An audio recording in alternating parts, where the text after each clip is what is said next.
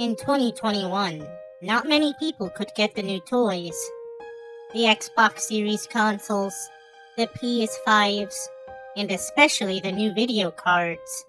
They were all out of stock. Why was it so hard to give $700 to a corporation?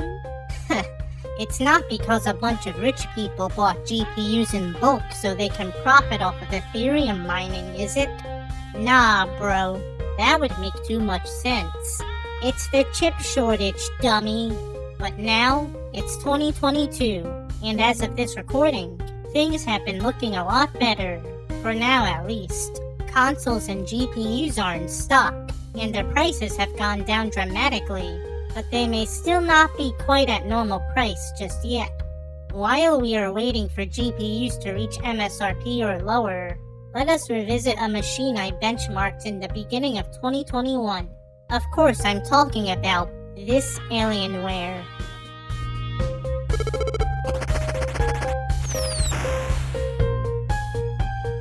So I decided to make a new video of my X51R2 because the video I made last year was cringe, and I got a capture card. Now we might be able to get a peek of this Alienware's true performance without recording software gimping it. So we are going to benchmark the X51R2 in 2022. We'll play in 1080p and cap it at 60 frames. But first, let's look at the computer's specs. So the machine has the exact same specs as it did in my original video from last year. We'll run the latest version of Windows 10.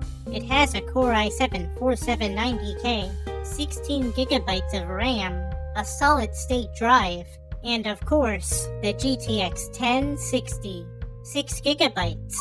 Check it out, it's the Founders Edition. As you can see, it still has no backplate. How rude!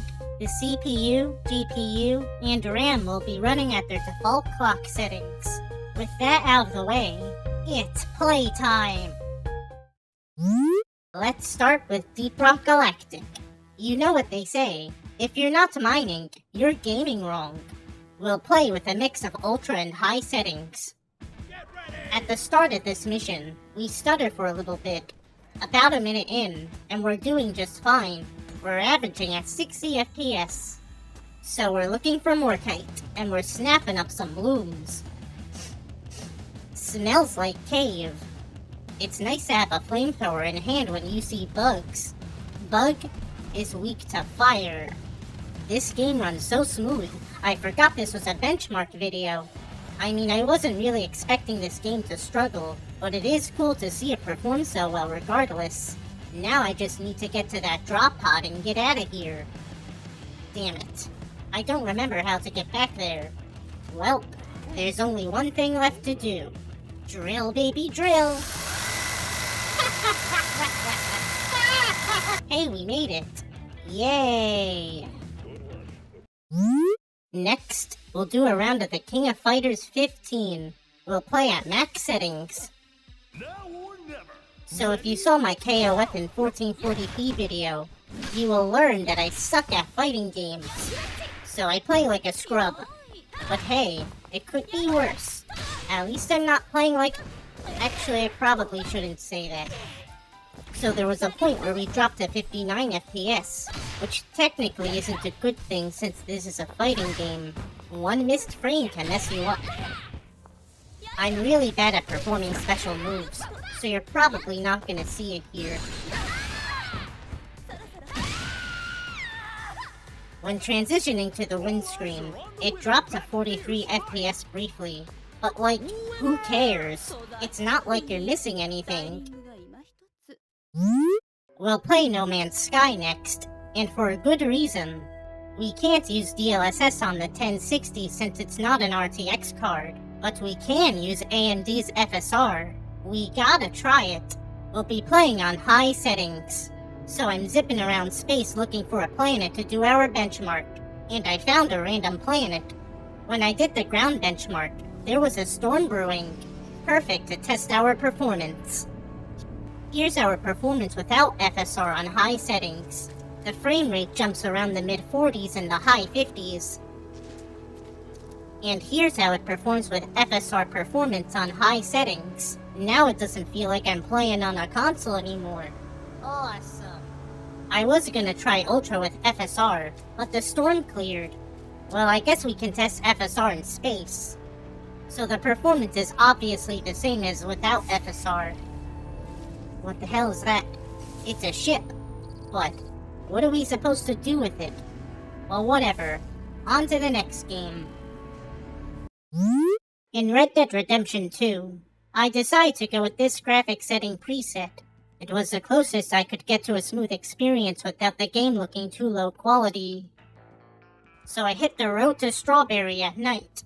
So far, the performance isn't doing that bad at all. It'll sometimes hit the high 50s, but for the most part, it's bearable. But then we walk into town, and the performance takes a bit of a hit. It jumps around the 50s and the 60s. It's trying to stay at 60 though, at least enough to average at 59 FPS. The performance isn't terrible, but you wanna know what would really clean out the kinks in the performance? FSR. That would be very nice to have, don't you think? I don't play much Genshin Impact because I can't pull my ice waifu, but I still want to benchmark the game regardless. So we'll play at high settings, with motion blur off of course, because motion blur sucks. Spoiler alert, the gameplay's just fine. You may get the occasional stutter, I guess, but that's not really anything to worry about. If I actually pulled characters I wanted, I'd totally play this game more, though I would prefer not to throw money at this game. I'm already playing Honkai, which seems to be where most of my gacha luck is. Still missing this Seelie though. I found this flashing looking boss. Let's see if it challenges our frame rate. As you can see, it doesn't. That's cool. Well, actually, that's cold. Ow! Yeah, I'ma head out. I still haven't gotten the chance to sit down and really play Elden Ring yet, and I suck at Souls games in general, so sorry if the gameplay footage is cringe. You wanna know what max settings and low settings have in common? You're not gonna get a smooth 60 FPS experience on this machine. At least, not consistently. I decided to just play on high settings. In this area, the game seems to retain 60 FPS for the most part. I went to fight some enemies. The frame stats are still looking good, but then I died because I suck.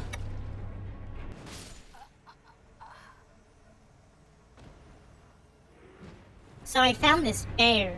He sure seems to be enjoying himself. Would be a real shame if someone were to show up and beat him up. The first thing you'll notice is that the frame rate is not that good anymore. At least it hasn't went under 30 frames yet. You know, it'd be really nice if this game had FSR or something, because it feels like I'm playing on a console.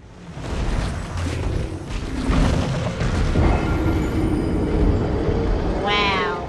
I mean, I guess if you want to, you could cap the frame rate at 30, and you might have a stable frame rate. That's what I would do if I didn't already have a computer with a 3080 in it. Next time I see this bear, I'm beating him up for real. Time to play a game I actually know how to play. Monster Hunter Rise. We'll play at max settings with motion blur off, and we're gonna hunt a Teostra. While we're running around the map looking for some burbs, we're running at 60 FPS sharp. I mean, yeah, there was this micro stutter, but like, who cares?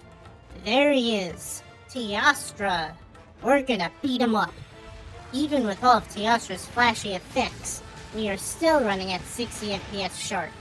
That tail can go off. He doesn't need it anyway. While wyvern riding Valstrax, we are still hitting 60 FPS sharp.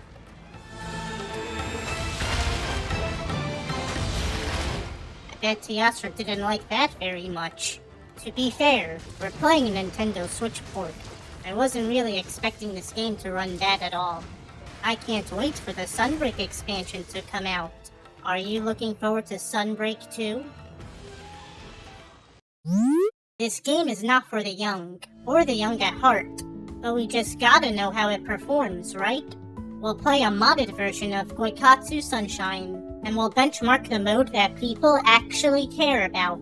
We'll play at max settings, Here are my stats after 3.5 minutes of fun bedroom activities, like actually getting some sleep at night. As you can see, it's nowhere near terrible, but there may be a few stutters. So we start round 1 with a few head pats, and then move ourselves to the bed to begin our encounter. And it stutters when we speed up for the inner finisher. All is well and finished. So we go for round 2. This time we're striking from behind. This step came from moving the camera. Here, the performance is about the same as last round, and this time we go for the outer finisher, but the performance gets dragged down to the 50s due to the moving liquids on screen.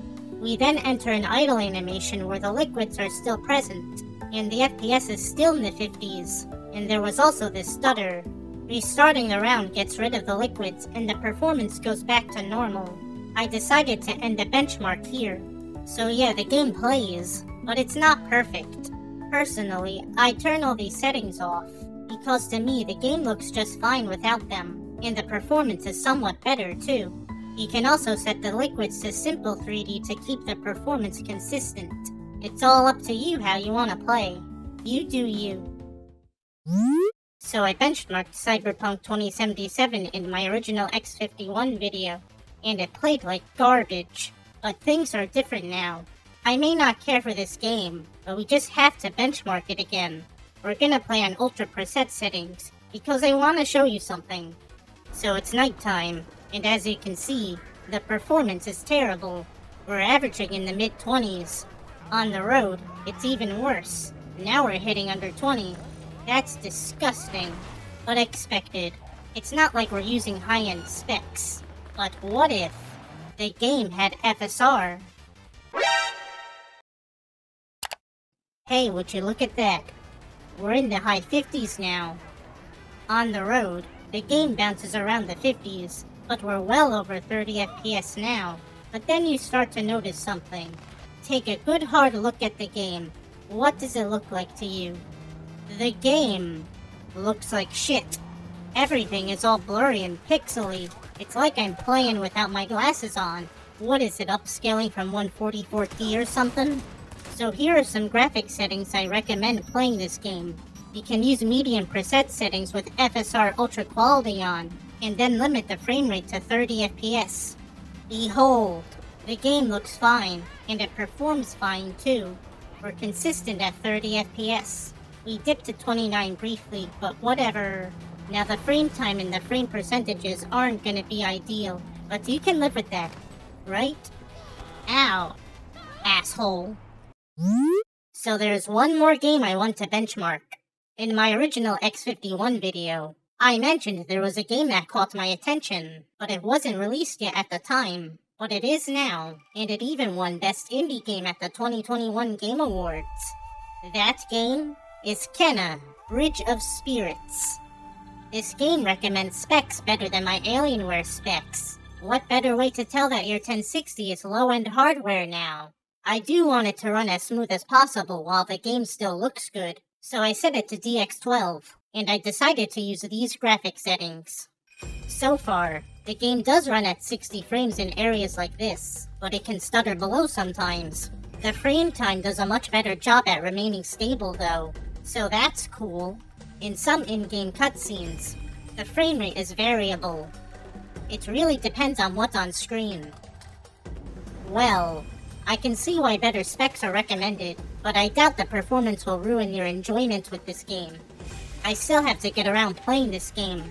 The game does look good, and the controls feel fluid too. Mind you, I'll be playing this on my main computer with my 3080. So, can this Alienware X51R2 hold up in 2022? Absolutely. In fact, I think it holds up even better than it did in 2021. I mean, just look at Cyberpunk. Thanks to features like Fidelity FX Super Resolution, the 1060 it has can let it perform much better. If game devs continue to optimize their games and have graphic features that help boost performance, this build could still be viable for a few more years, at least until they drop support for Windows 10. That would be it for this machine. Still, you'd probably want better specs than this anyway. You just gotta wait until those GPUs hit MSRP. I mean, you don't have to, but you should. Overpaying for computer parts is cringe. Are you looking forward to buying a GPU at a not stupid price? Will you be sticking to older hardware for a little while longer? Are you waiting for the next generation video cards to come out? Do you like this video better than my original Alienware video? Let me know in the comments. So that's the end of this video. Yeah, I said it was gonna be a remake of my Alienware video, but it ended up being a sequel, didn't it? Regardless, if you happen to enjoy this video, or perhaps you found this video useful in some way, consider hitting the like button and subscribing. Or you can dislike it if you don't like it. And don't forget to share the video. Since I'm the totally legit VTuber protagonist, it's important that I rack up as much screen time as possible. I'll need your help to do it. Alright, that should be everything. Bye!